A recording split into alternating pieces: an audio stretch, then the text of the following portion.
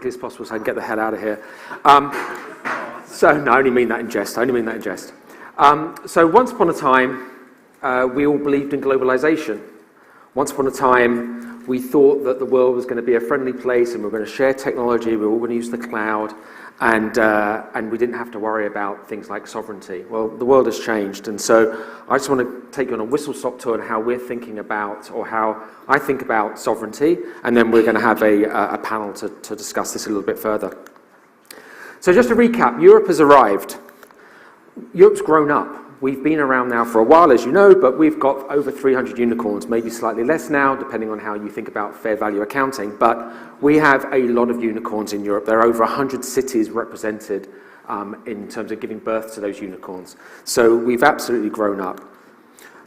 You'll see many logos here that have really kind of digitized a lot of what we've been doing, and a lot of what our homes are now looking like, and a lot of what our industries are looking like. And Europe has really been showcasing kind of how talent has come through. We've got a number of amazing universities here. We've also got a blossoming ecosystem when it comes to how nation states are supporting the ecosystem. And I think the other aspect as well, when I talk about Europe really growing up, is the number of spin-outs or the number of new companies that are being formed by great companies that you see on the right-hand side there. This is the flywheel phenomenon that we've been hoping is going to be, that we hoped would occur here in Europe, is actually occurring now. So I think there's no doubt in my mind and in other people's minds that we've really arrived on the scene. But there's been some macro shifts. And so as over the last decade or so, we've seen the iPhone replace companies like Kodak, which I remember as a child as being, taking your prints down to Boots and getting them developed. Thomas Cook, very different company now as it was then, and they've been replaced by a lot of digital players. The other aspect as well is, if you take banking, the banking has been disrupted enormously, and you can only see that in the destruction of value for some of the major banks in Europe over the period of time, when we've seen the emergence of Revolut, N26, and other neobanks, Monzo, Starling, just to name a few. But tech dependence, it's going to be overwhelming. It's coming. People talk about the exponential age, but look at where we were just 3 years ago. We were talking about the early algorithms. We were talking about big data. When I joined VC after spending 20 years working as an engineer, as a computer scientist myself, we were talking about the advent of big data. People were talking about oil, and then we were talking about the kind of the path of dependency that we've got coming up in the future. But the last few years have been radical in terms of the acceleration here. We talked earlier today about Gen AI. I can't believe that really we've gone 3 years. I think we've gone up this slope quicker than any of us could have imagined. The last 6 months has been enormously disruptive as we are seeing the compute costs come down and the development of these new AI models kind of increase and become commonplace and accessible to all. But we really are very close now to the point of no return in terms of how we think about dependencies on technology and our ability to really kind of be invasive as a nation or as a continent when it comes to putting our foot down as to what do we want to own and what do we want to be in control of. The world is divided more than it's ever been in my lifetime. We've got America over there, we've got Asia over here, and we're sitting in the middle. And we've been dominated by large conglomerates that have been born over the last decade or so. Where's Europe been? Where are our big companies? When I speak to my 14-year-old and 12-year-old kids and I ask them, name a big tech company, they name companies to the east and the west of us. Where's the European champion? We've also been giving up digital infrastructures. I said we estimate there's been a 30 billion deficit in terms of the monies that we've been paying away to big companies that you see on this logo here.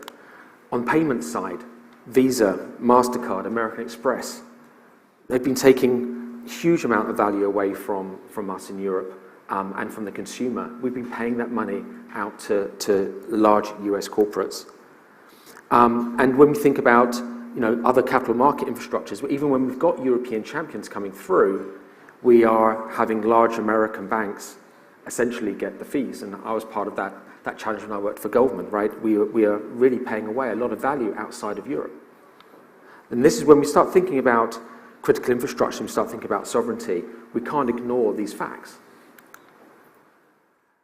Attention has become a critical infrastructure as well. We can talk about, and I'll come on some of the topics in a second, we'll talk about it on the debate, but let's also just take a moment to think about attention and eyeballs.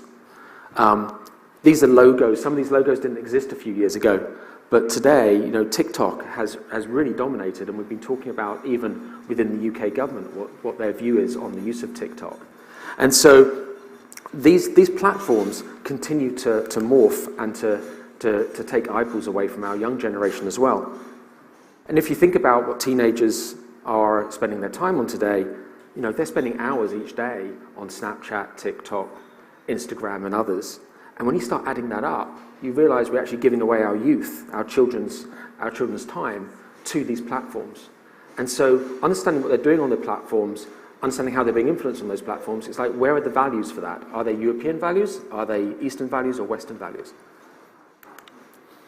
And so these are other infrastructures, be it when we think about consumer, what's going on with Amazon, when we use Google Maps. I used Google Maps this morning just to check my route to get here.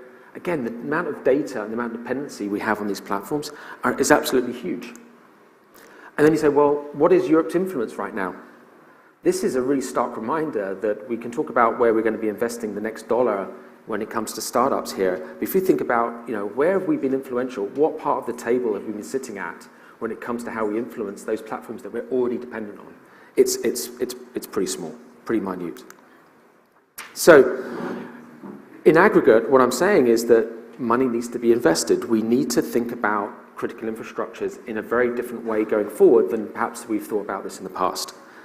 The chairs are in the way, which I didn't really think about that when I put these slides together. But so you can see, I'm talking about compute. So we've been talking about silicon here, talking about fabrication units. We're talking about, what is the UK and what is Europe's response to the CHIPS Act in the US? What are we doing around compute? Quantum is going to be an amazing disruptor over the next decade or two. We have the opportunity. We missed out on cloud to Amazon, to Azure, to Google in terms of running our data centers here. We have the opportunity with quantum and with our silicon strategy in the future to take back and wrestle back some control here. Because, mark my words, when it comes to the first universal quantum machines that become commercially available, if we don't have our own house in order here in Europe to be able to build these and manufacture these ourselves, I don't think we're going to be getting the second or third one that comes off the production line from the East or from the US. I think that would be a fallacy to believe that we will get the next gen, the latest, the greatest. There's going to be so much demand from those parts of the world, we're going to be at the back of the queue. This is true for other aspects of critical infrastructure as well, and I talk about space. Right now, you all have seen the amazing accomplishment that Elon and his team have had over the last decade or so. Just yesterday, their new kind of rocket, the most powerful rocket in the world, going into space. But let's bring this a little bit further back to home. Constellations of satellites are whizzing around the world today. Where did they launch from? They launched from the US, or from China, or from India, or from the stars. They didn't launch from Europe, by and large. They didn't launch from the UK. And so we need to make sure that we can control what's above us in the skies, because above in the skies is going to be where we're going to be getting data into the platforms that hopefully we're going to be running in the future. So space is also another, what I see as a critical infrastructure. Pharma is something that the UK and Europe has been at the forefront of for a while, but we can't rest on our laurels. We learned a lot through COVID. There's some great work done by Kate Bingham and other investors in this regard. And this is one where we absolutely have to maintain our position when we think about sovereignty on the go forward. And finally, I'd be remiss not to talk about AI. We've been seeing ChatGPT. Everyone's talking about ChatGPT, but it sits in the US. It's a US model. The word open is somewhat of a misnomer. The model, you ask it questions about your favorite sports team, it's not going to talk about Tottenham or West Ham. It's going to talk about US clubs, US teams. Context is lost. And so we need to also be enthusiastic about where are the large language models that sit here in Europe or in the UK, ones that are trained on European data sets. not on foreign data sets. So we really need to think about that, because these are going to influence some of the platforms of the future. So now's a great time to invest. We've been talking about the recession, the pricing issues that we've seen over the last year as destruction of value, but right now we are kind of getting close to the recovery curve. So as investors here, we need to be aware, we need to be ready to kind of put our foot down and to deploy capital to the most important aspects of society and infrastructures that we want to invest in. A little bit was said earlier about funding sources. Again, if you think about the structural difference between the US and Europe, we're now in a situation for the first time where pension funds and insurance funds, given the removal of the charge cap for DC pensions, we're going to start seeing capital coming in. And I think this is going to be a good game changer at this point in the cycle for us to really help our scale-ups and startups here in the UK and in Europe. But there are structural differences in how we find the capital. Entrepreneurs want to think about this. Entrepreneurs want us as investors to help them with this. They want the industry expertise of people in Europe, investors in Europe. They want to have the governance and control of a cap table where you have European values or European investors on the cap table, so strategically we can decide how do these companies evolve, where do they sit, who do they sell to, and when, and how do we think about the evolution of product. They want patient capital. You know, we are patient. Investors in VC, we're talking about 10 years plus for every vehicle, and they're looking for the deep networks that we can all bring from our years in industry and from the industries that we've been disrupting. So look, now's the time. We should be spending a lot of time thinking about sovereignty in all of our actions when it comes to investing. And I thank you for your time. And now we're going to have a little bit of a chat with Bindi, Ian, and Josh. So I'll welcome them up on the stage.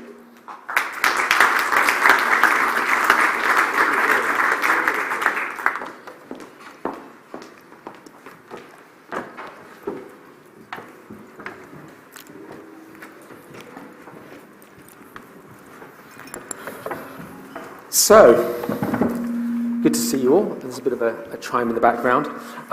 So, just a quick round of introductions. Why don't, Josh, you go first? Sure.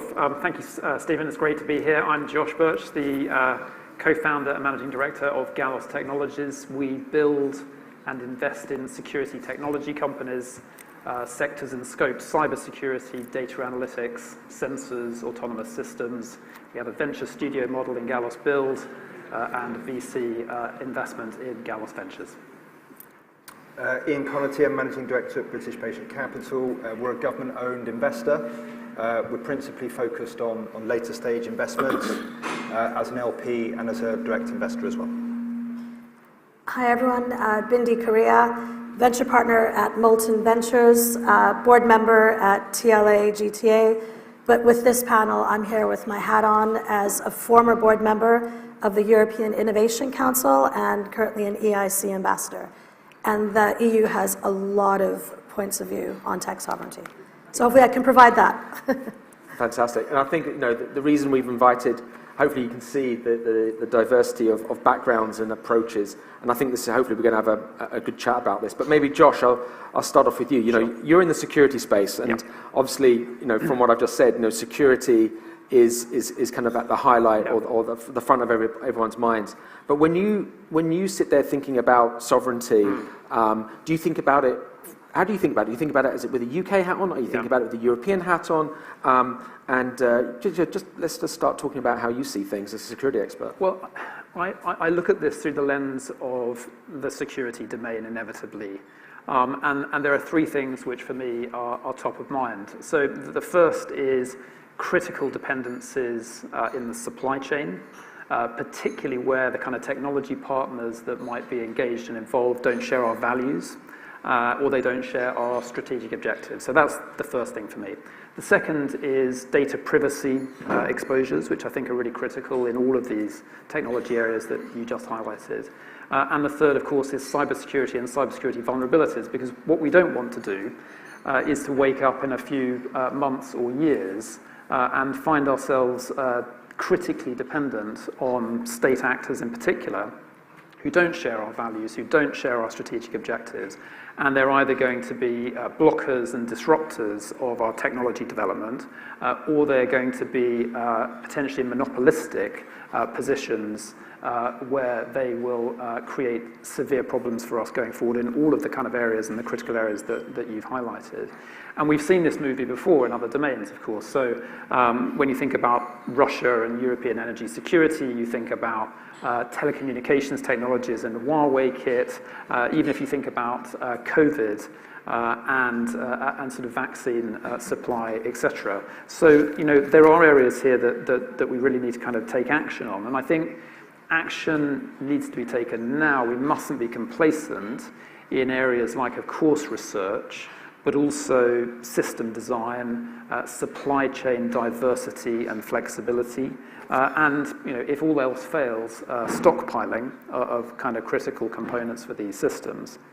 So what should government and investors really be kind of thinking of, at this sort of stage? Well, I think for me that there are three things. One is thinking about sovereignty of technologies in terms of their overall resilience to these kind of vulnerabilities as highly complex interconnected systems, not just as individual kind of stovepipe technologies that kind of sit independently in their own right.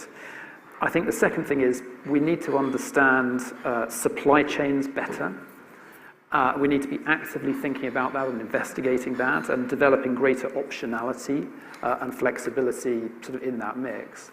And I think thirdly is we need investors to bring, and it's something that was raised in previous talks and points, we need investors to bring scale capital and patient capital to the table to kind of support these early stage businesses which are providing optionality and flexibility in all of these kind of areas.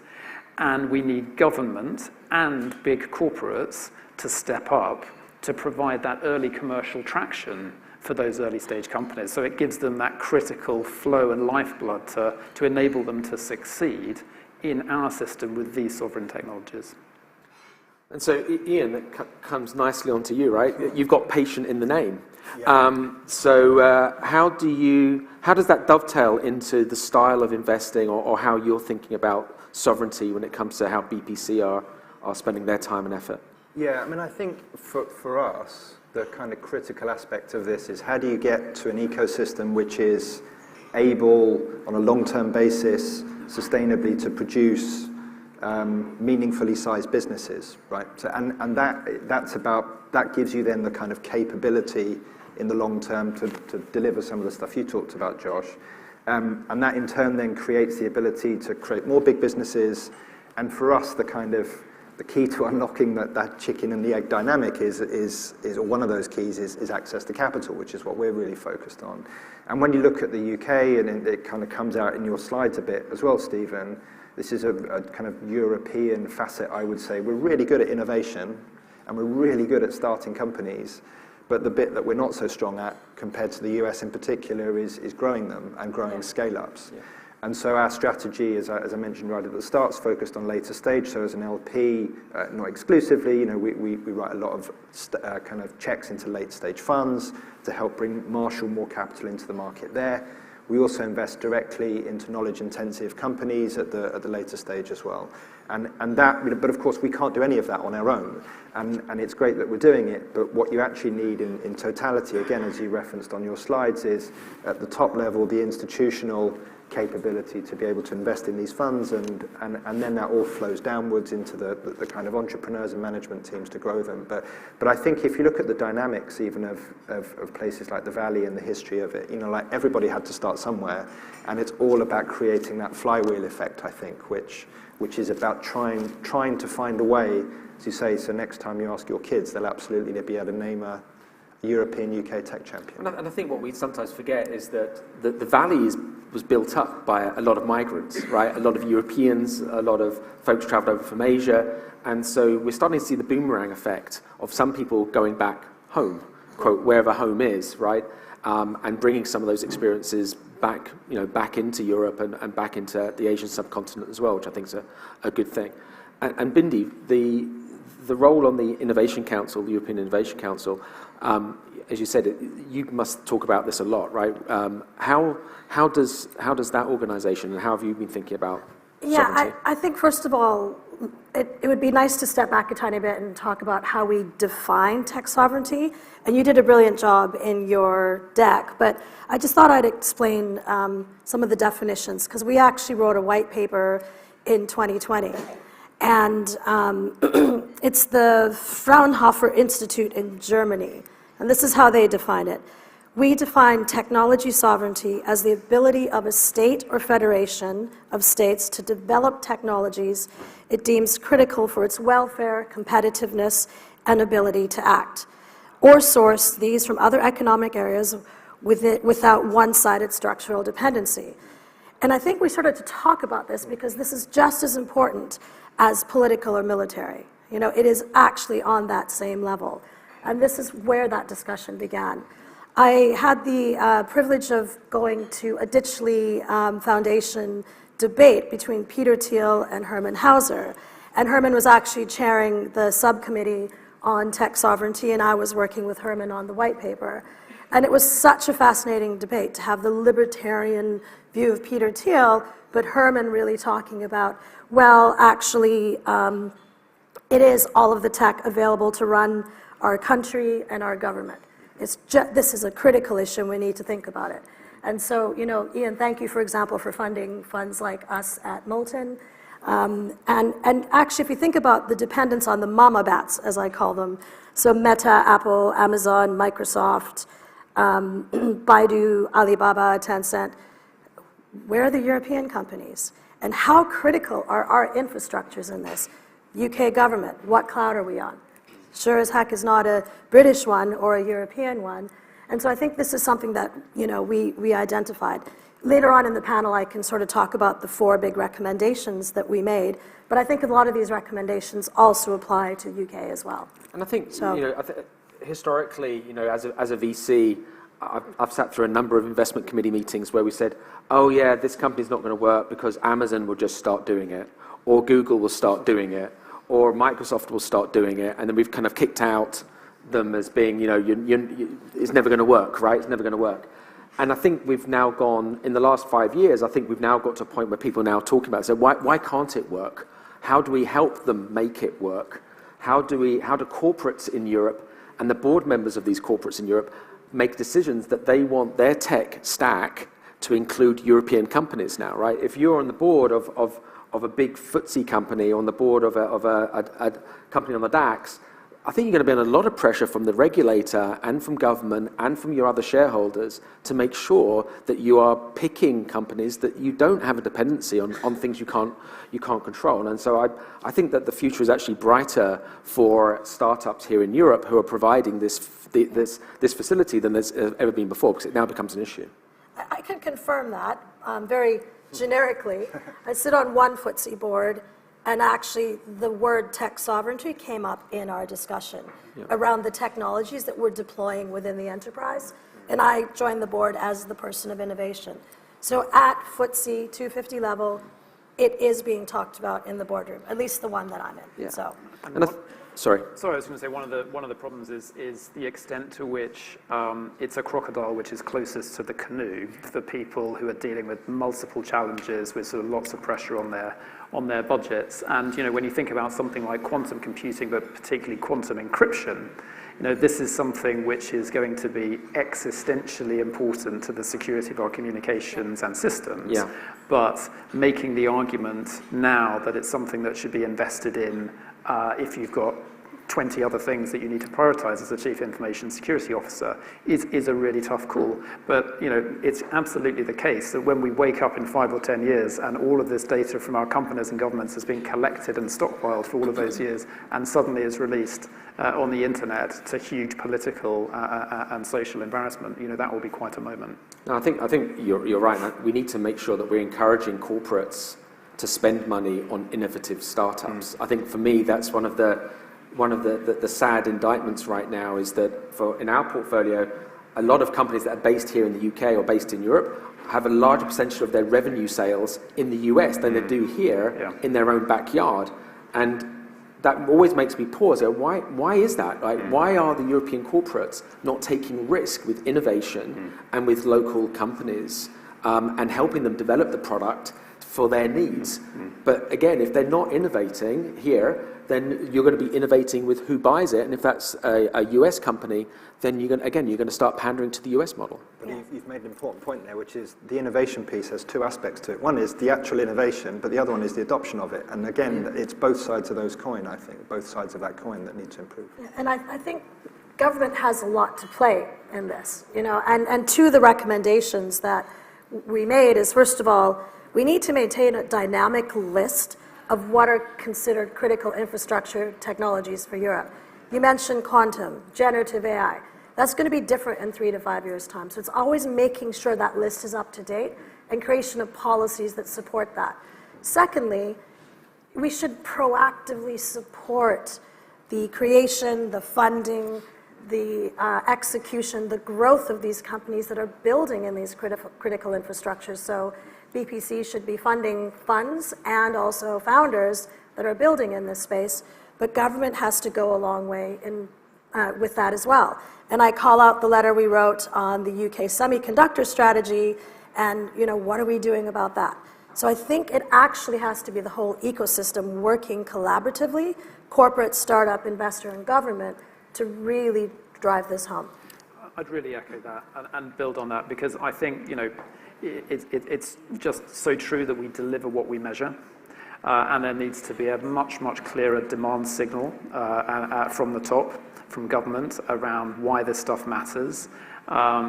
Because if we don't, people will prioritize in other areas, and we will sleepwalk into a big problem.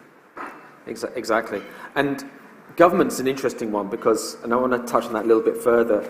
I was in Dubai recently, in Abu Dhabi, and I got absolutely blown away by the amount of conviction that the way they run their country and the way that they're investing is that they're going to be mega cities in the next few years if they're not already. And obviously we live in a democracy where democracy has its ups and its downs, and one of the downs is that we get a change every year or every few months, it seems right now, of the minister who looks after the digital economy, or is digital part of culture and sport, or is it its own thing, right? We've had 11 ministers, haven't we? Something a bit crazy there. And it's like, well, and how can we get that conviction from government if we keep on churning? Is what other structure should we be thinking about to make sure that we can deliver on this? And maybe Ian, I'll throw it to you, because BPC is here. It's been here for a while. It's going to be here in the future. So you must have a very key role to play in that stability. Yeah, I mean, our programs, so when I started, I was investing in something called the Enterprise Capital Fund program, which has been going since 2005, so and that seeded a number of managers. So again, across different, sort of different administrations and so on.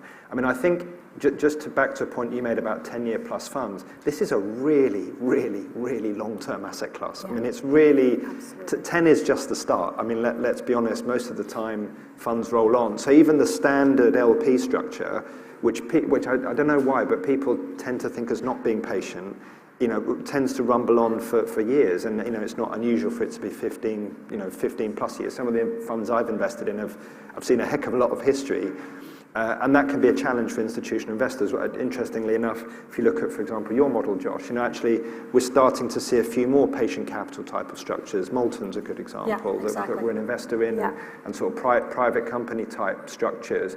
But I think whichever way you cut it, you can't get away from the fact this takes a long time, and I think that the period we've been in the market's probably given an unfair impression of just how long term and how difficult venture can be, actually.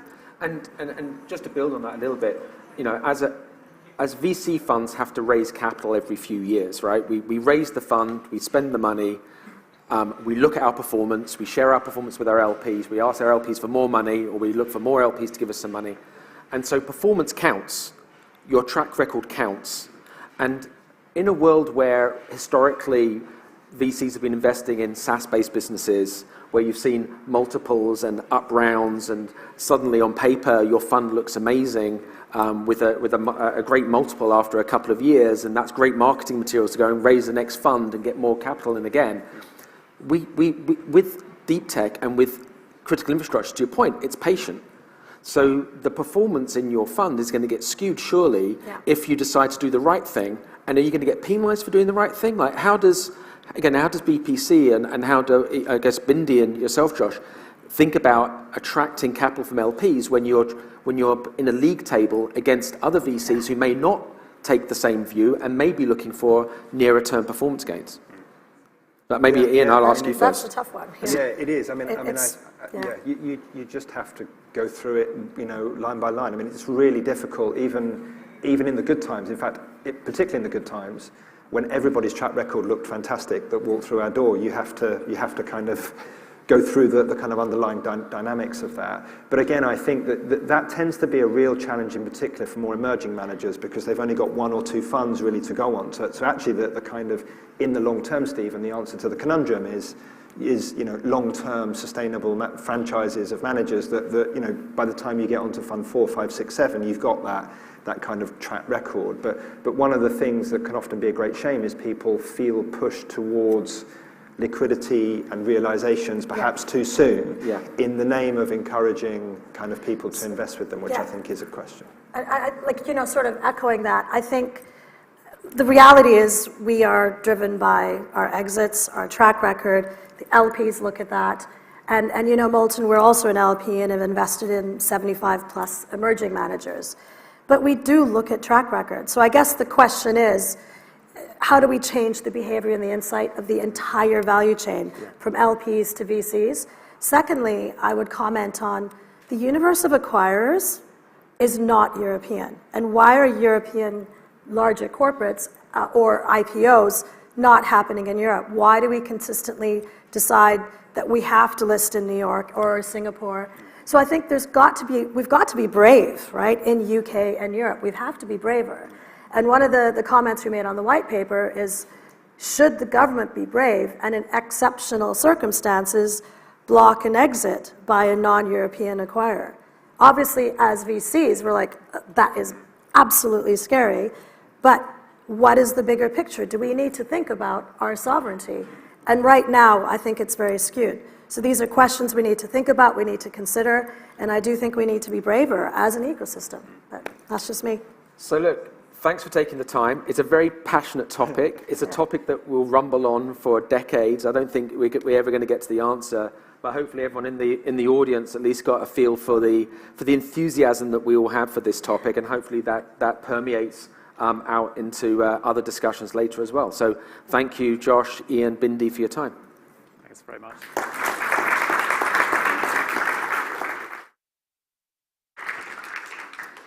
Stephen, thank you very much. Thank you to your guest there as well. So that's a sort of longer term look at what might be coming down the line for European and UK tech growth. But what does the shorter term outlook actually have in store? What should we expect for tech investment in 2023?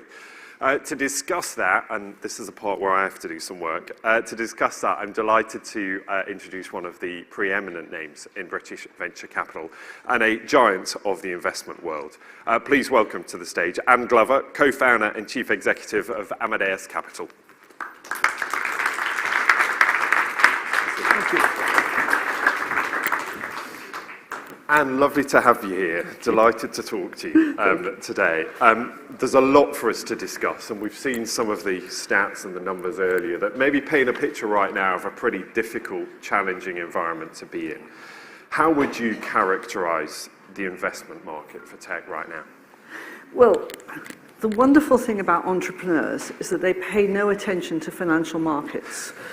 Basically, entrepreneurs want to design a product for a customer, and they see a problem and they want to solve that problem. So in terms of what the entrepreneurial community is doing, is they are as busy and active as ever.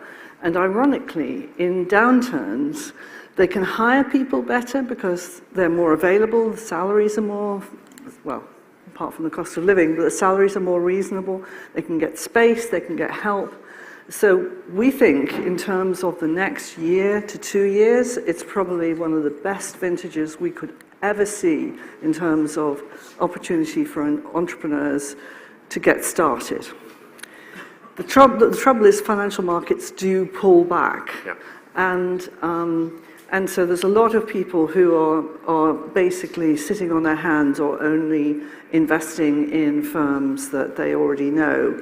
And so it's much harder for the venture community to raise capital at this point in time, which is completely ironic because it's one of the best times to invest. So what I'm looking at is kind of how do we get our financial institutions incentivized to come back into the venture market and take advantage of this particular moment in time, because let me tell you, that's what's going to be happening in the US, and some great companies are going to emerge from this moment in time.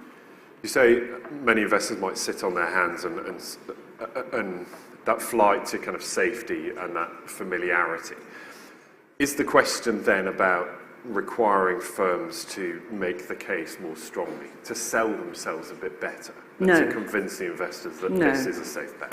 No, I don't think so, because all venture is risky, so I don't think you can persuade people to take risks by claiming it's safer. That doesn't work. No, you have to explain to the owners of capital that taking some risk with a small sliver of what their total assets in the long run is going to deliver better returns. That's what you have to make the case for. So it's really the asset allocators who are the ones who are being most conservative. It's not either the VCs or the entrepreneurs.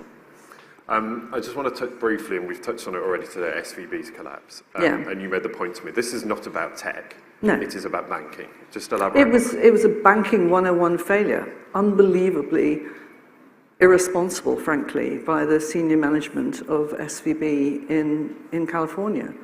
And, you know, they took their cash deposits from VCs and tech funds and put them into 30-year mortgage bonds that fell in value when interest rates went up.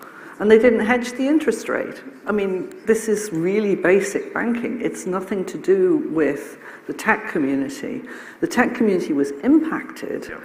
And I have to say, obviously I'm biased because I'm on the course of the Bank of England, but I thought the Bank of England did a phenomenal job over that weekend in delivering resolution that was satisfactory to the UK environment, much better than the US did. Yeah. And what are the lessons that we might learn from that? The way that the community came together to tackle that crisis? Well, I suppose the lesson that more we demonstrated than learned is that actually this is a collaborative community. We have shared interests, and we have shared interests even although we compete, you know, vibrantly at an individual product level. The shared interest in making the tech ecosystem lively and effective is important for everyone to get involved. The industry quite clearly affected. How does it move on from here? Because the ripples are still being felt, I think it's fair to say. Is that now something that the industry can move beyond and grow from, or are there still going to be lessons that need to be addressed? Well, I don't think there's lessons from SVB specifically, because I think there may be ripples in the regional banks in the US, but I don't think there are ripples in this economy. I think the longer-term question, which is the one that I'm spending most of my time on outside of actually, you know, my day job, is about getting our financial institutions to invest in riskier asset classes, including venture capital. Now, the message has got through, finally, after many, many years, to the Rishi Sunak and Jeremy Hunt, who are saying the right things, that there's 6 trillion of assets in pension funds and insurers, and 1% of them are invested in illiquids of private markets. And there's quite a lot in infrastructure, but in venture capital. And that is basically a recipe for low returns for our pensioners and poor investment from domestic sources in our venture capital ecosystem, which means that when we attract the international capital, which we have to do, and the firms have to do, then companies slowly migrate to wherever that capital is from, because those are the people who are on the boards and those are the people who determine the exit strategies. So we've put ourselves in a position where our early stage ecosystem is vibrant and exciting and everything we want it to be, and the only option is to sell out. And that's just a sort of short-term nonsense, really. On that lack of involvement of pensions, it's not a new phenomenon. This has been a gradual creep, hasn't it, over the last couple of decades. Why? Talk to me about the root of this problem. Well, I had to do a little bit of research yesterday, actually. When I joined the industry, well, it's actually a little after I joined the industry, 1995, the venture capital ecosystem, by the way, was only 750 million. It's the size of one fund today. So it was a little smaller than it is. But despite the fact that it was only 750 million, that was the amount of money raised in 1995, just post a recession as well. I think it was about 67% came from pension funds and insurers, and 40% of the total came from UK pension funds and insurers. Now, 2 years later, 1997, when things had started on the tech boom, believe me, the amount of money raised, and this includes mid-market buyouts, so it's not just venture, was about 6.5 billion. And it had only declined to 56% overall and 37% from UK pension funds and insurers. So more than 2 billion went into domestic fund managers who were then deploying it into the economy. And that's disappeared over 25 years. Oh, well, 30 years more or less. And it's a sort of sequence of more and more conservative legislation that's protecting the consumer and well-intentioned. We need to protect the consumer. That's not, but it's basically forced. Trustees are independent. That forced all of these decision makers, the advisors, the trustees, the actuaries. They've all pushed everything into gilts and bonds at best. And we saw where that got us. And that ended up, well, that gets us with the LDI crisis, where you've got liability asset matching, and then they don't earn any money, and they say, oh, we've got to earn some money, let's put it in derivatives. Well, why are you putting it into derivatives as opposed to long-term productive finance, which is people like you, entrepreneurs who need the capital and turn it into something really valuable over the long term. And so if it's taken us 25 years to get to this point, does it need to take 25 years to reverse that trend? No, it could, but I mean, that would be a real shame. I think it needs a radical shift, though, because... What does that look like? What is that shift? I don't know yet. I mean, there are about 5 different initiatives currently going on, led by, respectively, the London Stock Exchange, the City of London, the Office for Life Sciences. There are various people, all of whom have identified the same problem, finally, but they're all pushing slightly different answers, and that needs to coalesce into one solution, which it hasn't done yet. But it's live, it's very live, and this government is really interested in solving that problem. So, we really do need to talk about it and pull together to come up with a solution that meets, it's not just venture, but venture is obviously the one that I feel passionately about, but it's private markets in general, it's infrastructure, it's it's all the clean tech investment that's needed. It's frankly, it's even housing in some ways. How confident are you that we'll get into a better position as far as that's concerned? I have no crystal ball when it comes to politics. Give me tech anytime. You touched on a couple of things there that I want to pick up on as well, about where your focus is, where your excitement is right now. Talk to me about which tech verticals are managing to buck that trend. Where is the opportunity right now? Well, I mean, obviously, everyone's buzzing with generative AI, which is very interesting, and from a sort of experimental point of view, I mean, it's radical in what it could do, but nobody's really figured out the business model yet. Yeah. So I mean, I don't think even Microsoft's figured out the business model, but you know, it's beginning to give you a sense of what AI could do. But AI exists as, not necessarily in large language models, but even in more contextual models around verticals. And there you can get amazing productivity enhancements if you are working in a particular vertical that you can train an AI model in, machine learning model in, and deliver. So I'll just give you one example. It sounds rather mundane, but it's not. One of our companies, Poly AI, does conversational AI. So basically, it's natural language. So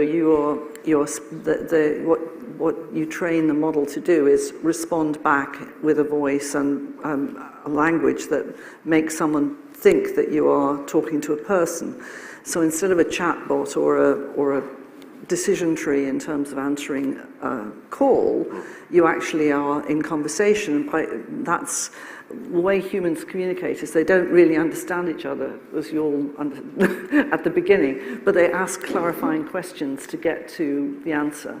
And so what this conversational AI can do is ask these clarifying questions. And so it's basically supplanting call centers. And call centers that do some very basic things like taking bookings for, you know, a restaurant, or I think Whitbread's is a customer, and Golden Nugget in Las Vegas is a customer. Well, it turned out, it's two very important facts, that that FedEx was in real trouble with the passport office because people couldn't get their passports back because FedEx was overwhelmed with calls, "Where's my passport?" Put it in, turned the contract from loss-making to profitable for FedEx. It's rolling out now globally. A very specific need, very specific context, and it's worked really well. It's also working really well for the National Savings and Investment Office, which is where your premium bonds are. And it turns out that 25% of the calls around premium bonds are when people are bereaved, because they're okay, so-and-so's got a bond, we don't know what to do with it. The conversational AI can listen for the word bereaved, change the tone of voice, change the language, say, "I'm really sorry to hear about your loss." People can conclude a call and not realize that they've not spoken to a human being. And still feel good at the end of it. So I'm using it as an example because it's narrow, it's call centers. But you take any application where you've got a large data set that you can train on, you should be using AI to figure out how to use it more efficiently. Doesn't replace the skilled jobs. Don't think of it as it doesn't replace, because there's still 30% of the calls that need to go to people who can really problem solve. It just it increases the capacity, increases efficiency, it increases customer satisfaction. That's what AI can do.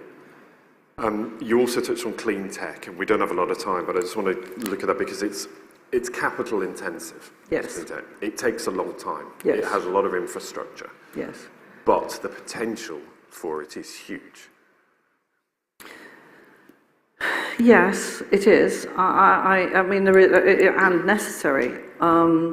But the issue for venture is, you know, can you find the capital light models that make a big difference? And so that could be algorithms that manage the grid better because you're working in an environment where you've got distributed power that's feeding back in, and that destabilizes everything.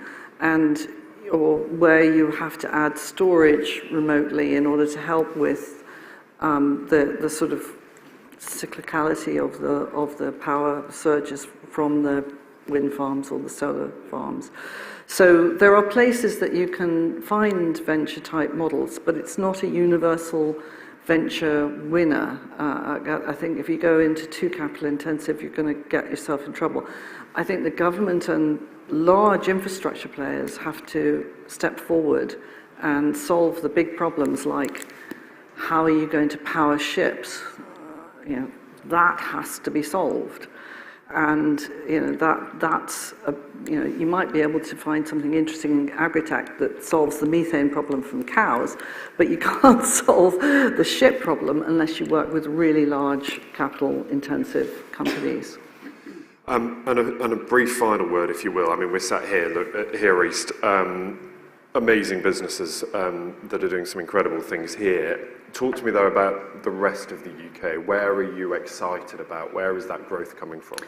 Well, I mean, I think this is where our university system is a real strength, because, the great thing about the UK is that it has a lot of world-class universities. I mean, and they're all over the place. They are learning the spin-out model. I mean, I think I have to say I'm biased, but I think Cambridge has led the way on the spin-out model. But there's real intention to help universities figure out how to do tech transfer well. And they can be the anchor for the clusters in particular fields because they have world-class strengths in certain dimensions. Edinburgh's fantastic in informatics. Bristol's very strong in semiconductors. Southampton's incredibly strong in photonics. And we are present in all of those through knowing where the university's strengths are and therefore where the entrepreneurial ecosystem can develop. And we're out of time. I could talk to you all day. But thank you for being with us. Please thank Anne Glover. Thank you.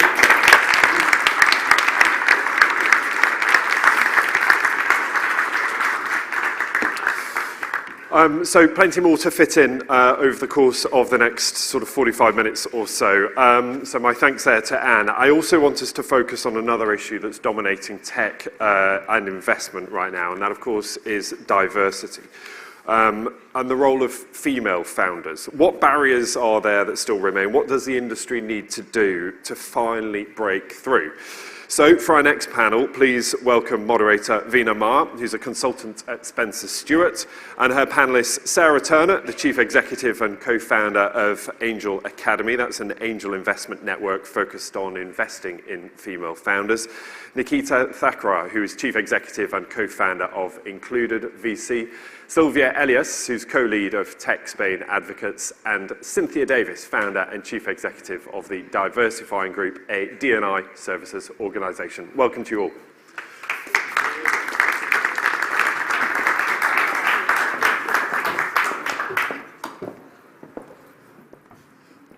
Navigating the seats.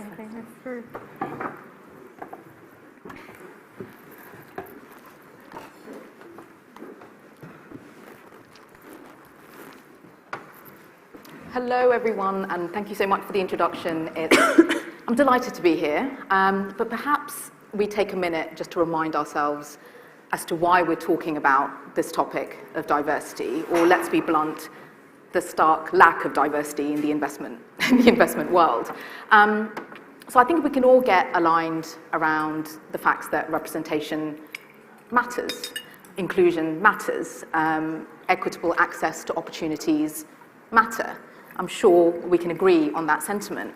But also, the data reveals time and time again that decisions and endeavours undertaken by diverse teams outperform those taken by more homogenous teams. The more homogenous the group, the more likely you are to have a concentration of collective blind spots and a narrower aperture for new opportunities, new ideas, new solutions, and I guess collective creativity, if you want to put it that way.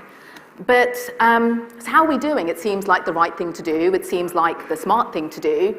If anyone has read Atomico's latest report, it seems like only 1% of funding went to all-female founded teams, which is slightly depressing, given that it was 3% in 2020. So given the current economic climate, the softness, to put it mildly, in funding, do we need to brace ourselves for things getting worse before they hopefully get better? Because if it is the right thing to do, and it is the smart thing to do, particularly right now, where things are unstable and we need more creativity, why on earth are we not doing it? But I can't leave you with that because we need some optimism, right? And I think there is cause for optimism, and all we have to do is look at this incredible panel of women to my right to know that if things need breaking, here are the women holding the sledgehammers. So really excited to get their perspectives, as I suspect you are too. So let's do it. So I'm going to ask each of you to introduce yourselves and perhaps share with the audience how you found yourself engaged in this topic. And if I may start with you, Sylvia, and then we'll work around and then we'll kick off. Sure. My name is Sylvia Elias. I'm a partner at Mavens, which is a Spanish law firm based in Madrid. I also co-lead Tech Spain Advocates, which is the Spanish chapter of Global Tech Advocates that you all know. Tech Spain Advocates is co-led by two women, and my law firm is led by 6 women out of 7. But in my day-to-day work, I see how female entrepreneurs are a minority, and on the other side of the table, investors, female investors are a minority, especially in venture capitalists and private equity firms, which is mainly the investors I have contact with. So that's my experience in this diversity question about investors. Thank you, Veena. Hi, everyone. Delighted to be here. So I run a diversity and inclusion consultancy services organisation, and I suppose it's my day job to really talk to organisations that are thinking about diversity and how they can diversify their teams and looking at different kind of ways that they can break some of the barriers that exist. So this is something that's really close to my heart, but also as an entrepreneur that runs 2 successful businesses and somebody going through a funding round myself, I know some of the challenges that, especially women face when it comes to funding. So it's something that I'm hoping today we can, bust some of those myths that are out there when it comes to funding women. I'm Nikita. I'm the co-founder and CEO of Included VC. It's the first of its kind globally fully funded fellowship, which gets underrepresented talent, so age, gender, race, belief system, neurodiversity, you name it, into venture capital. And it's been 4 years in the running, and then I think we're doing quite well. Very well. So I'm Sarah Turner. I'm an angel investor, background in technology. In 2014, I founded an angel network called Angel Academy, and we were the first of our kind to be encouraging women to become angel investors. I've been doing it for a couple of years, rarely saw another woman in the room, and thought, why is this? Women in the UK own half the net wealth, so no financial reason we aren't participating.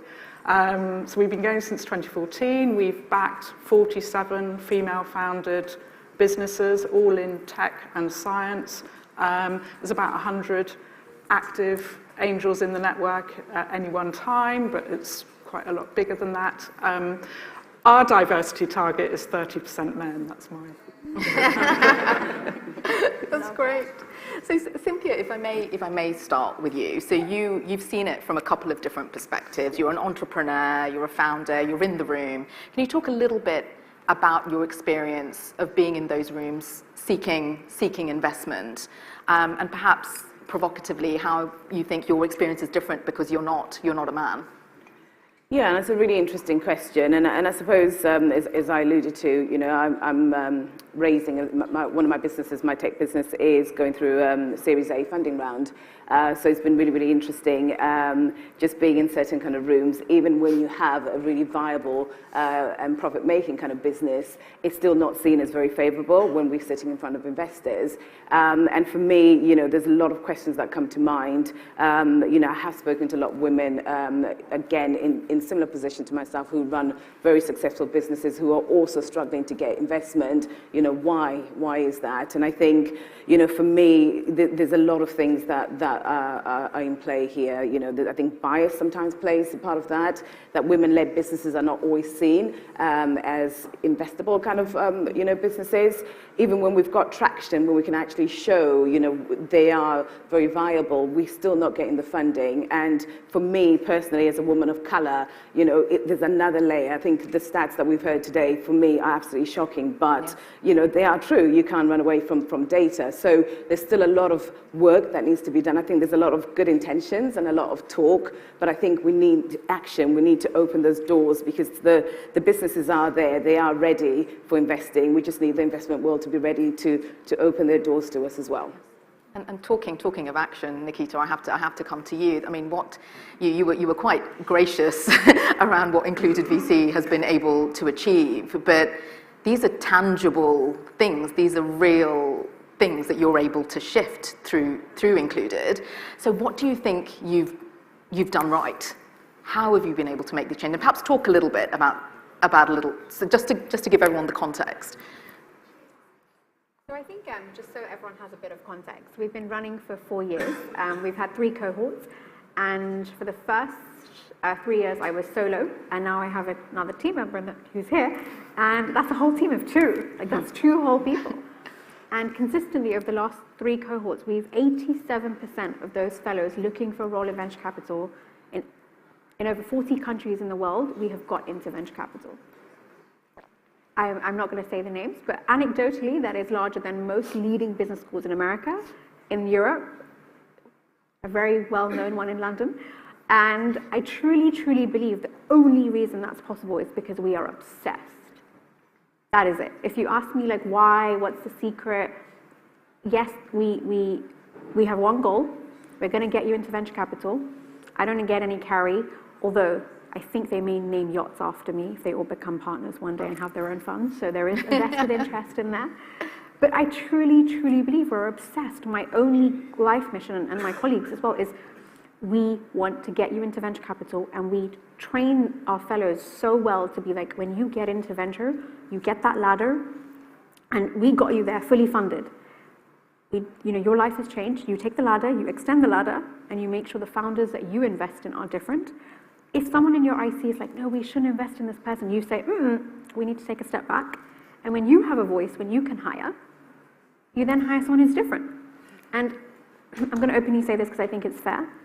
Everyone, mostly that we're a sponsored organization, we're not for profit, we are sponsored by white men. So as much as, and we have white men in our cohort, just so that everyone is aware. This isn't some sort of like us and them.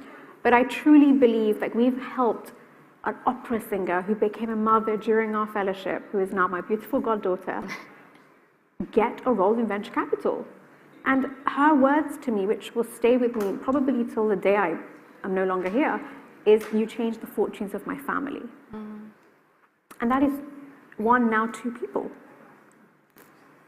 If we can do it, then why is everyone else not doing it? That's a really, really good question. And while we kind of, I'm conscious that we've talked about the things that aren't working. So Sarah, I'm going to put a bit of pressure on you right now to kind of lift us out, along with Nikita, on, are there green shoots? Is there cause for optimism? Are there things that are perhaps trending in the right direction? You have this bird's eye view, right? Like, of all of these entrepreneurs, all at different stages seeking funding. What have you observed? So first and foremost, I think the biggest change for me, because I've been talking about this for 10 years, is that, 10 years ago I'd been on a panel like this, it'd be right at the end of the event, all the men would get up and leave the room. So thank you Thanks for staying. Listen, We just can't clapping for that. we can't do it without you. It's got to be a collective effort, and it's about making venture capital work better for us as investors, us as entrepreneurs, UK PLC. It's an amazing industry. We've got an amazing opportunity. We just need to make it work well. So we are funding the best opportunities, and the best opportunities come from everywhere, not necessarily the top universities or people who are already well connected. They come from every part of society, and I think that's a collective responsibility, and we clearly all feel it. That's why you're here. So that's great. I feel like I needed that. But Sylvia, so is Spain doing anything differently? Is there anything that we can learn from, or perhaps Spain can learn from the UK? You've got this, you can compare and contrast in a way that's incredibly helpful to us. I think that the overall situation is similar, but I saw a report recently issued by, there's room for optimism. I saw a report from an online publication which is very focused on the startup community called El Referente. It was a report about 250 women in Spain that were in the investor world, either being part of investment vehicles or as business angels. And that figure, which is absolutely not a percentage, gave me optimism, but gave me the idea that things were improving and that there was things doing the right way.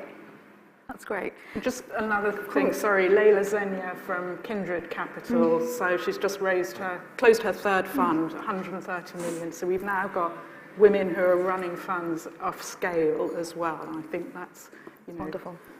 That's where change starts. That should just be the norm. Like, oh yeah, she raised like $1 billion fund. Oh, cool. Like, it should just be so normal. And I'm like, why isn't it normal? So what is your frustration? And this is, maybe perhaps Nikita, if I start with you, but please do jump in. Like, what is your frustration? Obviously, it feels like we're all working around the edges of a system that doesn't really accommodate as much representation as we would like, and we're trying to break holes and disrupt. But what frustrates you the most?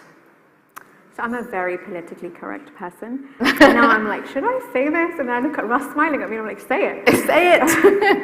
So I think it's very easy to say, I want to help.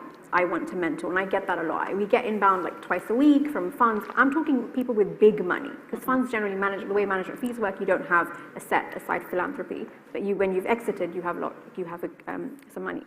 And I tell them how much it is, and I say, actually, would love your help, but your money is where it's at. Yes. You give me dollar or pounds or euros, and we will make it work. And they see our stats. And yesterday, one of my venture partners texted me saying, I've never questioned your integrity, but we closed applications yesterday. And they said, I've never questioned your integrity, but did you really get 4,000 applicants or registrations to start? And I said, yeah. And he goes, but there's not that many people in the world that want to go into venture, let alone one entity. And what I realize is when we have a chat with these venture partners, they have a chat, we tell them the number, and they go, oh yeah, we just wanted to give our time. And I'm like, no thanks. Our venture partners currently give their money and time. And so I think if you're a fund that really cares about making change, not for yourselves, not for, because it's the right thing to do, find people like Included, like other things in the world, give it the money, give it your time, and I guarantee you, within 2 years, you will see a huge impact. We've got nearly 80 people into venture in 3 years. That's not a small number. And I have a big number for just this year alone. But I need the help, and I think people don't want to put, please, I should not have looked at Russ. People don't want to put their money. We've had that as well. Yeah, so we're sponsor supported, and I'll come and talk to all your female founders. We go, oh, thanks, but actually we need your funding to help us run our events and help us mobilise more women. And we were, when we were talking about, look, what is the economic situation right now? And my fear is that everyone's going to retrench and stick with what you know, and therefore become even more conservative in terms of where you put your money and where you place your bets. And what are your thoughts around that, Cynthia? Is that something you're starting to observe this year because you're in the thick of it right now? Yeah, and I think there's this bit where people want something that's safe, so they'll tend to lean on, what they know, organisations that they're aware of, and will tend to lean on their known kind of networks because there's that kind of trust there. But if you're not part of those certain kind of networks, you're already excluded out of those conversations, so you're not even seen as a viable option. So this is where that fear comes from, and I think at the moment where, funding is tough, the market is tough, and it's only getting tougher for women, it's getting tougher for women of colour. So, for me, it's how can you explore some of those, organizations that are out there. Maybe look outside of your ecosystem. Look at, amazing kind of, women-led networks. Russ, set up the TLA Black Women in Tech, where there's amazing black female founders who really have amazing businesses that are ready for funding, but still not getting that funding. So for me, I think it's being open-minded. It's looking outside of the usual kind of areas, and that's where we need people to be coming and investing from. I think, venture capital has been very good at marketing itself recently, but it's in the last several years, but, it's not the only funding option, and I think there are huge opportunities to innovate around the investment world. It's a model that hasn't been disrupted for a long time, and maybe we need to think bigger, think differently. Yeah. And in the end, we are talking about profitable businesses. I mean, it's not making a bet for something that you don't know if it's going to work. I mean, there are numbers behind, and there's very well-formed people behind. So it's not a question of charity, We're talking about profitable about profitable businesses. No, of course. And what are perhaps some of the initiatives? I mean, we were talking earlier before the panel, and we were talking about policies, and we were talking about culture. But what are some of the initiatives that you've seen perhaps work on the investment side, VC, wherever the money is coming from, that maybe has started to, Nikita's giving me the look, where I know she's going to provocate. I can't wait. I'm so excited. Where you start to see things chipping away and maybe real changes being made. I like Nike, and all I'm going to say is just do it. Sit in your company and go, hey, we've got a problem. Oh yeah, it's not great, is it? Oh, we need to do something about this. Whether it's gender, whether you pick race, pick one community, background, industry, whatever you want. Is it ex-refugees? Is it opera singers? Whatever it is, pick that number. Say this is, and put people's bonuses on it, right? Like the next person we hire or we invest in should be X. I guarantee people will go out and look, and they will find that person. They will find you. I think we're just like, yeah, it sounds cool. Oh, we need some D&I training, and it's all like very soft. I guarantee you say to any of your associates, analysts, principals, partners, but it has to come top down. I don't believe this can go bottom up. You say, we need to do this. You put a number on it. You put something, an incentive aligned. The world will change in 18 months, guaranteed. Oh, Sarah. Yeah.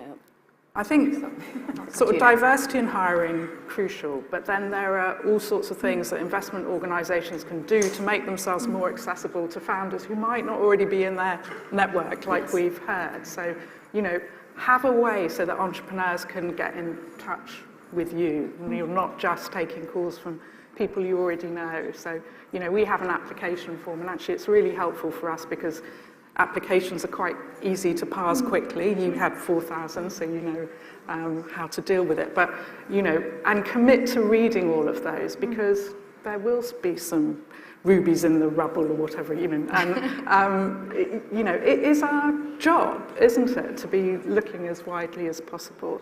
Be clear about your investment criteria. I hear a lot of funds say, oh, we invest at every stage. And actually, it's not really true, is it? You invest at Series A. And what does that look like for an entrepreneur? Are there expectations around what revenue they're earning and things like that? Just be helpful to help the right founders find the right investment opportunities. And then, and then the other thing that we can all do better is give feedback. People have spent some time filling out their application. If it's not everybody, is there a subset of people who've got to a certain stage that you can deal with? But, help them become better.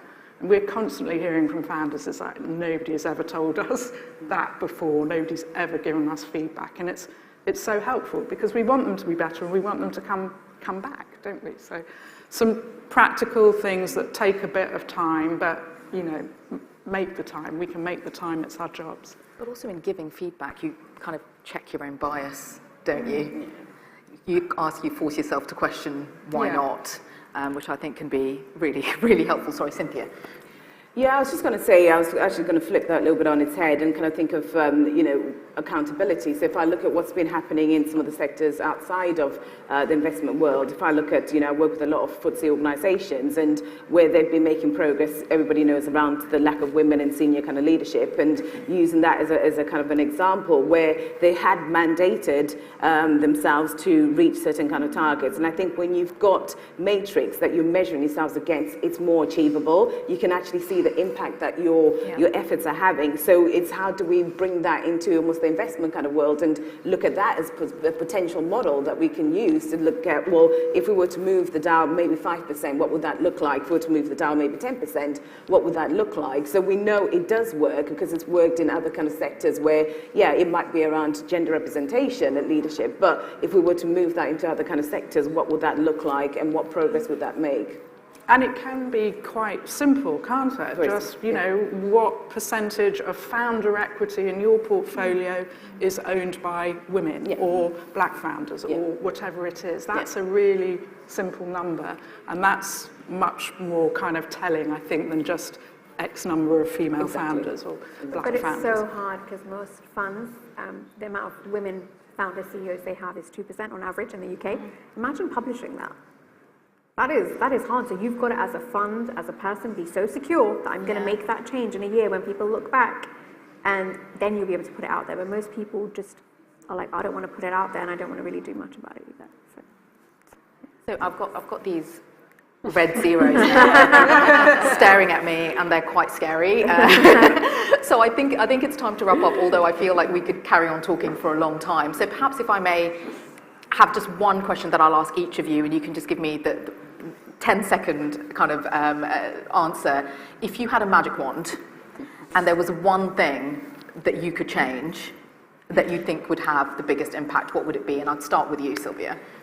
I would focus on the youngsters, on the women at university, on the women who are at the early stage of their career. I would try to somehow seduce them to get into the investor world, which I think is not always well done because they're not interested, in fact, right now. And I would also retain them so that they can stay in the investor world by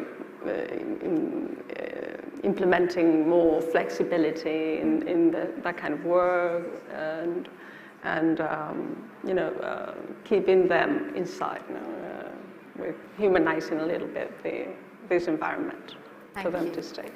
Cynthia.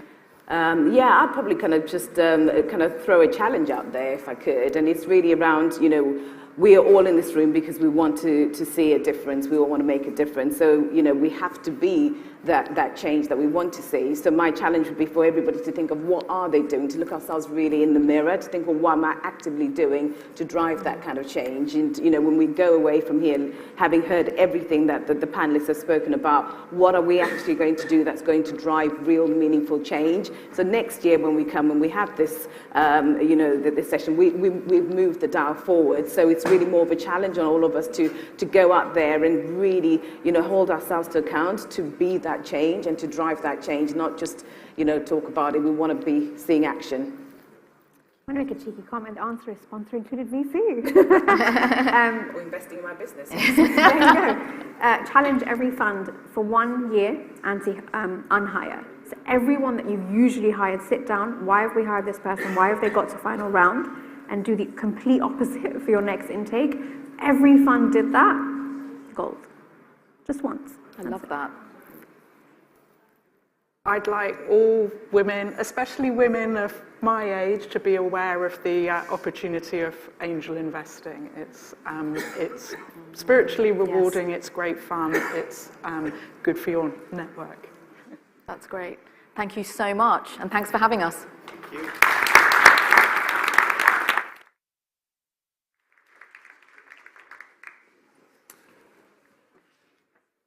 Vina, thank you so much, and thank you to your guests. We're just going to rearrange the stage slightly up here before we get on to our final session of the day. It's a really fascinating session, and I'm going to let the guests themselves introduce what they will talk about. So let me welcome to the stage Janet Coyle, who is the Managing Director of Business Growth for London and Partners. She leads a team in London and internationally, in China, in India, in North America, and in Europe, promoting London as a hub of diversity and a great place to invest and scale businesses. And with her is Saul Klein, one of the most distinguished voices in UK venture capital and a founder of Local Globe. That's an early-stage VC firm focused on helping London's most ambitious founders build cutting-edge tech businesses. So please welcome Janet and Saul.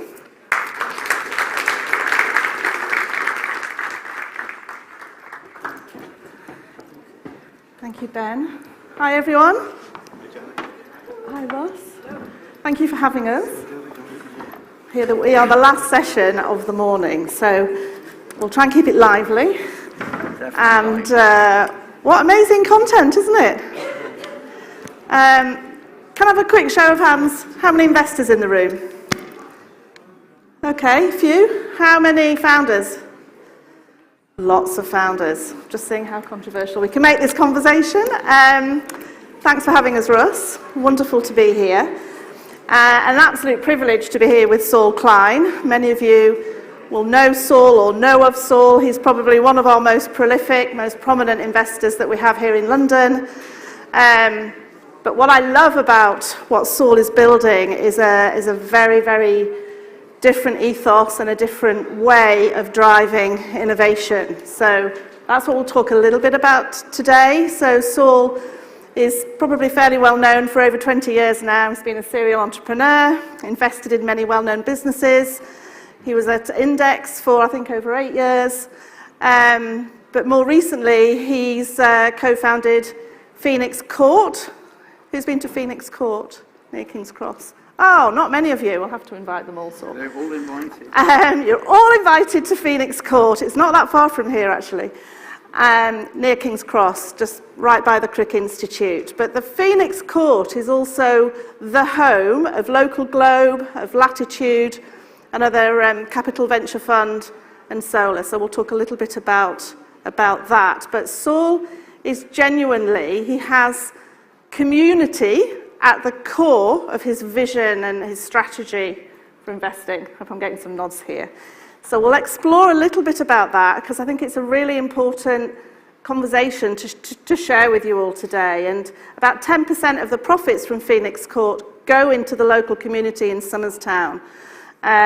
So Saul, let's get right into the conversation because I know all of a sudden I'm sure we're going to run out of time because I could talk to you all day. So let's talk about this location. Why is it so important to you? And I know when you were even thinking about this, we've known each other a long time, the location was really important. Just tell us why. Sure. So I guess just on the location bit, we would say where you are says a lot about who you are. And we were very intentional that we wanted to be in the neighborhood of King's Cross because, you know, being based in London, King's Cross, right next to Euston, right next to St Pancras, is the most networked when it comes to sort of transport infrastructure, not just within London, but nationally, within England, and actually, you know, within the UK. Obviously, you can get to Edinburgh, Glasgow easily from King's Cross, but also, as you said, with HS1 to Paris, to Amsterdam, to Brussels. So, you know, location on a pragmatic level is key, but what we also felt very strongly about, and we approached our local council, and we're in Camden Council, and we approached the council, and we said to them, if you can find us a location 5 minutes walk from the train station that's in need of regeneration, right, you know, we would be prepared to sort of invest in a refurb, but we want to be literally, not just metaphorically, on the side of the tracks that is about regeneration. So where we are, I don't talk about King's Cross because we're not in King's Cross. Okay, fair enough. We're not in St Pancras, we're not in Euston, we're in Somerstown. And the Somerstown ward, it's about 18,000 people, is one of the most deprived wards in London, but also therefore one of the most deprived wards in the UK. And to give you a sense of that, 5 out of 10 kids in Somerstown are on free school meals. 7 out of 10 kids in Somerstown have some form of social care, social support, and an adult male living in Somerstown lives 10 years less than an adult male living in Highgate, which, if people know their London geography, is about 10, 15 minutes away on the tube. So, you cross the road and go to the other side of the tracks, and you're in Granary Square, you're in Coldrops Yard, you're at DeepMind, you're at Google, you're at Universal Music, Central St Martin's. Yeah.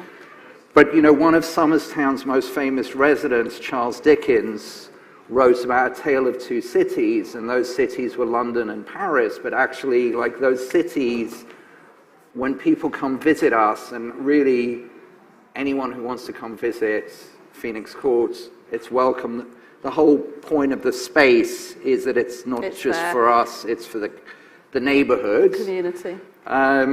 Seoul does a great tour as well, by the way. I'm trying to give like a text-based tour here. If you type this into Midjourney, it will actually give you the visuals. If you have a video transcript, type this into Midjourney and see what it comes up with. I'd be fascinated to see. And it's fantastic because I always used to think about, I know we've got Nicole here from KPMG who spends a lot of time probably at Canary Wharf, and I always used to think the same with Tower Hamlets looking across at the shiny buildings in Canary Wharf. But in Somerstown, when you talk about community with what you've been building over the last few years, and it has been over the last few years, so can I who's say, in that community? Well, first of all, we don't talk about community. You don't talk about community? It's the banned word. So how do you express the... No, I did talk about community when I came to the neighbourhood. Okay. Is that what you call it now? It's a neighbourhood. Does Crick Institute part of the neighbourhood? They're part of the neighbourhood, but they're not part of the community. Now you're talking about community. No, I'm not. I'm saying and this is exactly the point that was made to me when I came into the neighbourhood and I met a community leader. Yes. And they said to me, look, the thing about community is that the people who speak in a community are the people who have stood up to be elected for something. Yes. Local official, tenants association hall, but actually 90% of the neighbours don't speak up, and it's the 90% of the neighbours who don't speak up you actually need to be listening to and working with. And so she said to me, don't talk about community, talk about a neighbourhood, because the neighbourhood you physically co-inhabit with other people. Yeah. A community, you are sort of effectively self-selecting the other people who say, I give a shit. Or, I am capable or able to, or have the capacity or the resources to stand up. So, the reason why the Crick is in the neighbourhood but not really part of the community, and Google is in the neighbourhood but not really part of the community, and et cetera, is because an institution of 5,000 people and 4,000 Nobel Prize winners, the Crick, can be in the neighbourhood, but to be in the neighbourhood is different from being, or being, so you can have a community engagement officer. No, I understand. But which look they what all do. Georgia Gold, for example, in Camden Council. Yeah. She's worked closely with you. Yeah, we're very close partners. Yeah. Right. She would strike me as a community leader, so I shouldn't use that word. But no, she's an elected official who represents the neighbourhood and all of the people, not just our neighbourhood, but Camden is a lot bigger than Somerstown. I mean, Camden has the GDP of Estonia and 250,000 people. We're just 18,000 people. Our local MP is the leader of the opposition. Yeah. But Georgia is the Have you is taken the boss Keir of Starmer around yet? Well, he knows our neighbourhood. Yeah. I mean, he represents our neighbourhood. I don't know if he knows that he is, in what we call, the centre of New Palo Alto.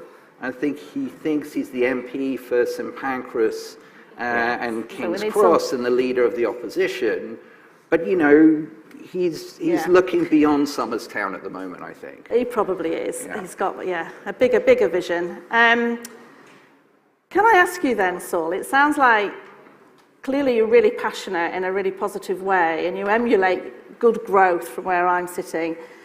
But it sounds like you've got a lot of educating to do. And when you think about the businesses that you're investing in, I'd like to hear a little bit more about the different funds and also what do your LPs think about? Because you've got LPs all around the world. Do they share your vision of the neighbourhood and what you're building and your innovation model around, Well, that? we articulate our purpose as being a good long-term neighbour. Yeah. And I think long-term is key here. So, we're in our space for a minimum of 20 years. So we negotiated a 20-year lease with the council, which immediately gives us a long-term perspective. Yeah.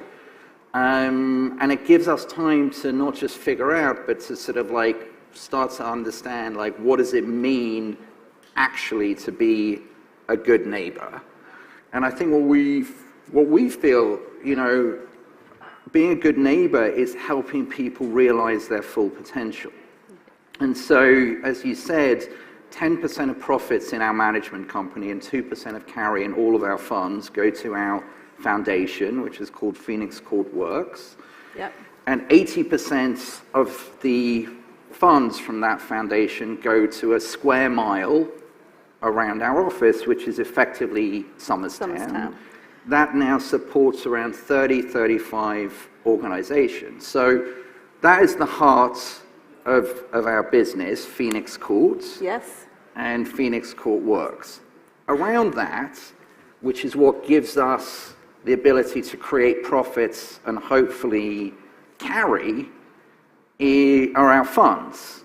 And we have 4 funds that support our strategy of being a good long-term neighbor and helping people realize their full potential. Local Globe, which is a seed fund. Latitude, which is a breakout fund, Series BC.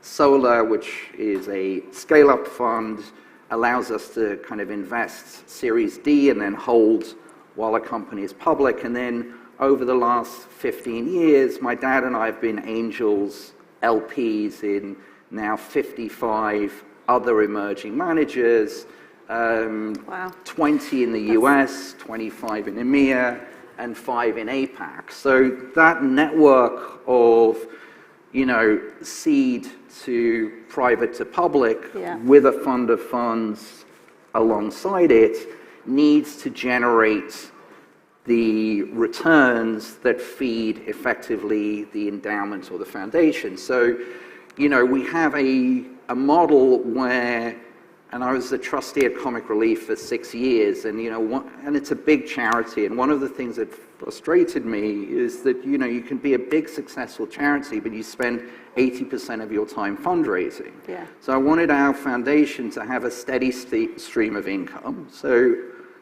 as our management company is profitable, every quarter the foundation gets income from the management company, and then to the extent that we have windfall and carry from our funds and endowment, effectively, we have that as well. So what does that mean? Hopefully it means that our stakeholders, our team, our founders that we work with, and our LPs,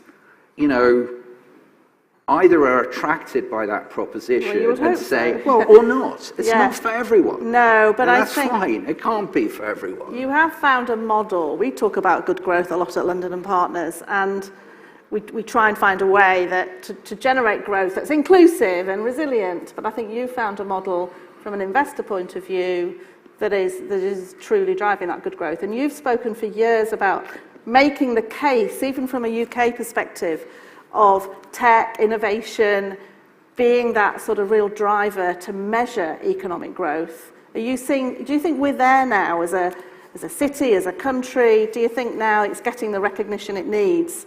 No, I mean, not even close, because I think, first of all, you have to put your money where your mouth is. Saying it is nice, but it really doesn't mean anything. So what government's doing at the moment around innovation? I'm not just talking about governments. I'm talking about businesses. Yeah. If you don't bake into your economic model, as we have, X% of your profits, Y% of your super profits in venture carry, go into a entity whose purpose is to do good. Yeah. It's words, it's not money. Okay. Number one. Two, if you don't build it into your hiring practices, exactly. it's words, it's not people. Yes. If it doesn't impact the way you make investment decisions, it's, words, not who you invest in. And finally, if it doesn't impact who you take money from, and I can tell you in our last fund cycle where last June, we closed $500 million across a variety of different funds. We turned down 150 million from sources of capital that we didn't feel were aligned with our values. So the thing I learned about values in the last 2 years, which is obvious, is that if you have values, they cost. Yes. And you lose people, and you lose deals, and you lose investors because you have values. So if it doesn't cost you anything, it really doesn't matter. No. So it's tough. You've got to make choices, but you make the right choices. Hopefully many people in this room might go and rethink about their model, listening to Saul. But also, when we think about maybe moving from the neighborhood to the wider tech ecosystem, and I remember a few weeks ago when we had and I know it's been mentioned today, Silicon Valley Bank and that crisis, and I was WhatsApping Saul and saying, a lot of our community are needing help. Russ was amazing. I mean, there was a lot of real positives about our ecosystem over that weekend. From your perspective, could you just share maybe one or two real positives, but also, were there any weaknesses that you saw in our community? Sorry to use the word community, tech ecosystem, that you thought we could learn from that crazy weekend? Yeah, I mean, we talk a lot in our business about, and I've been doing this for far too long, I think 30 years in total and 20 years in this geography, because my first 5 to 10 were really in the US, is that we say often it's taken 20 years to get to the starting line, and now it gets interesting. It's really the next 20 years that are interesting, not the last 20 years, which have been about getting to this point. And I think we're going to look back on that weekend, I hope, 5, 10 years from now, maybe even 3 years from now, and say, literally and metaphorically, that was the weekend where we lost Silicon Valley. And in the best way possible. Silicon Valley Bank will not be called Silicon Valley Bank. True. And the Silicon Valley Bank UK was a different bank, which is why it was ring-fenced, and why it had its own balance sheet and its own management team, from Silicon Valley Bank US. And it said Silicon Valley on the tin because we all wanted to be the next Silicon Valley.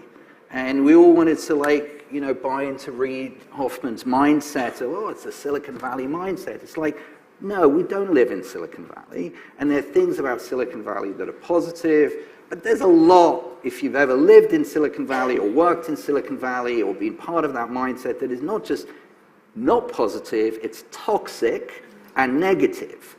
So this is the time when we will step up, and you know what, that weekend, and I know everyone in this room would have been variations of close to what was going on.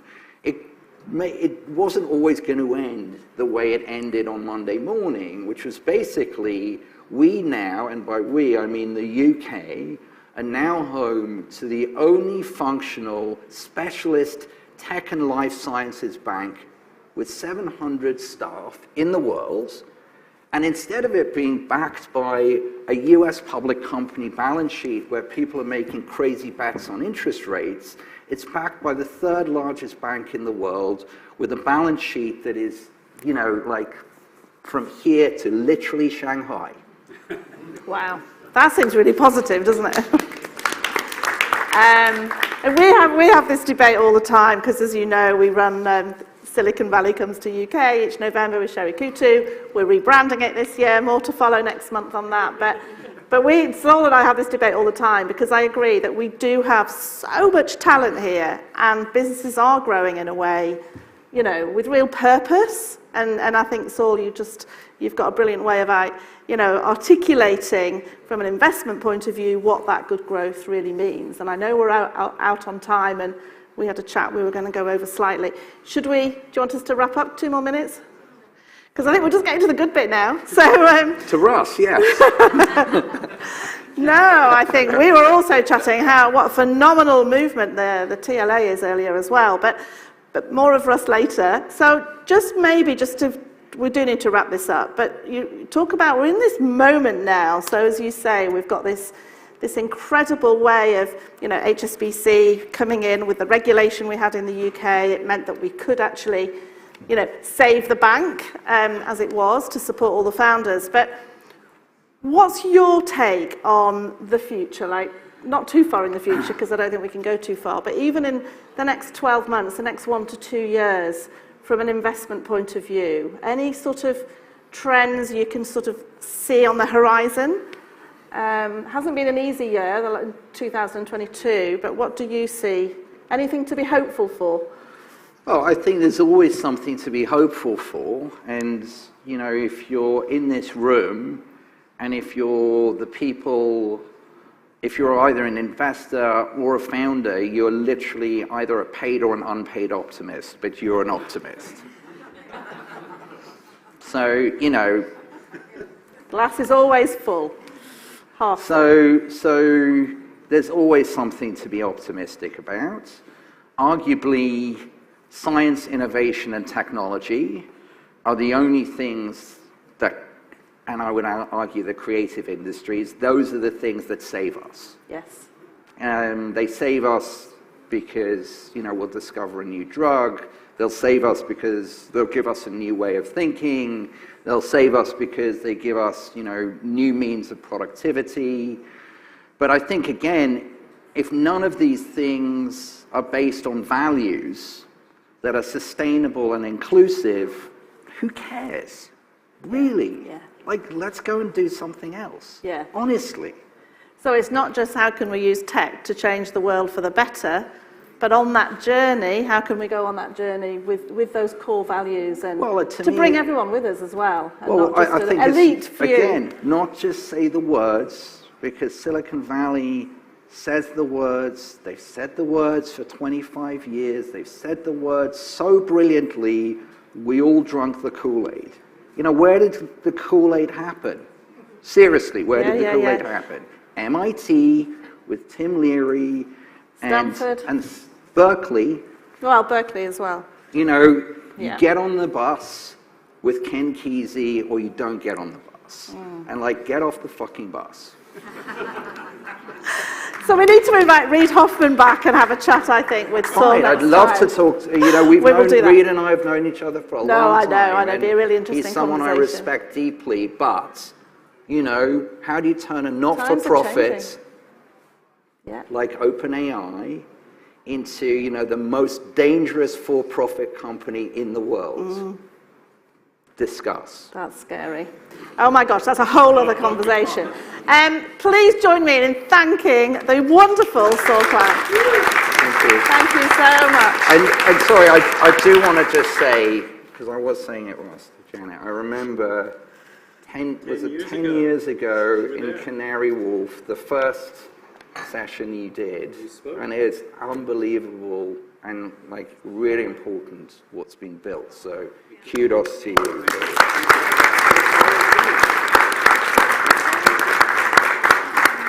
So you're going to hear from Russ now, who's going to be closing today's incredible event. But just before I hand over to Russ, I just want to say how excited I am personally to be working very closely with Russ and the Global Tech Advocates team, as we are co-founders of London Tech Week.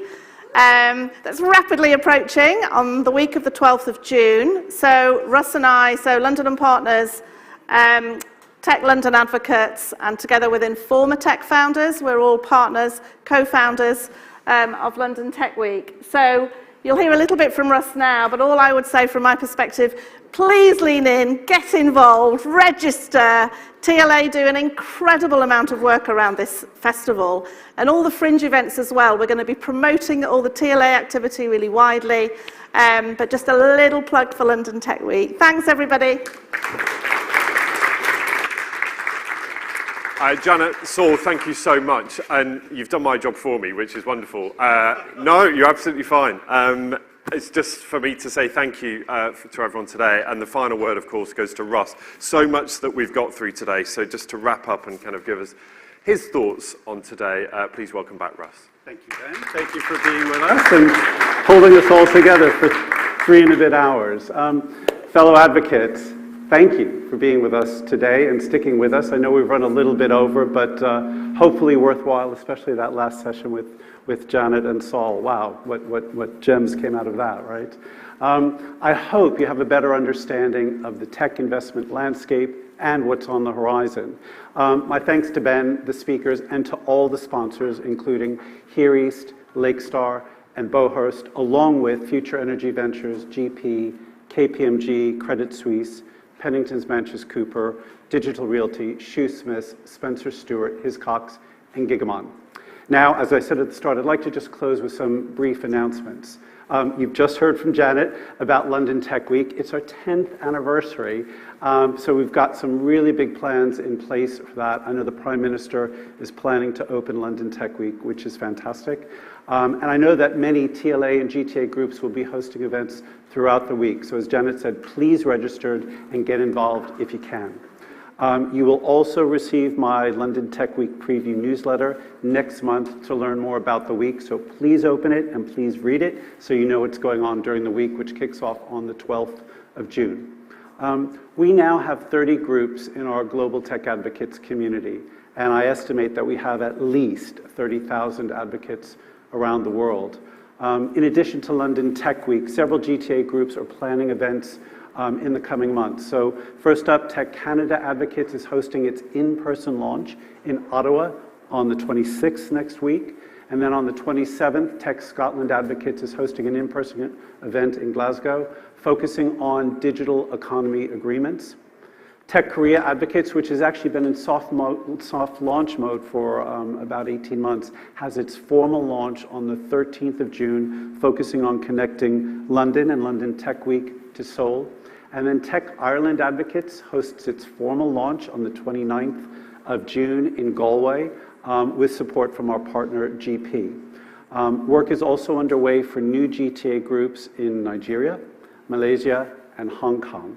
And speaking of Hong Kong, Richard Lowe, who leads Tech West England Advocates, is here in the room. Richard, there you are. Richard's in the back right over there. He is organizing a mission to Hong Kong in November, and I hope some of you will join us. So he'll be at the back of the room there if you want to learn more and hear more about it, and I do encourage many of you to join us. And finally, I am delighted, and Saul alluded to this, I'm delighted to announce that TLA will celebrate its 10th anniversary at COGEX in September. But we actually launched TLA 10 years ago, this very month, actually at Central Working in Shoreditch. Ollie Barrett's here, Nick Giles is here, Saul Klein is here. I know a few of you were also here. My wife Leslie is here. We were there 10 years ago to get the group up and running. So please come to that. Ollie Barrett will be back to host us in September. Details will come in your newsletter, but please note the 12th of September in your diaries for big celebration. So thank you for being with us today, here in person, and to all of you on the live stream. I apologize. I know we had some audio issues right at the beginning, but we did sort those out. So great to have you watching us from wherever you are in the world. We champion, we connect, we support, and our journey continues. Thank you for being here.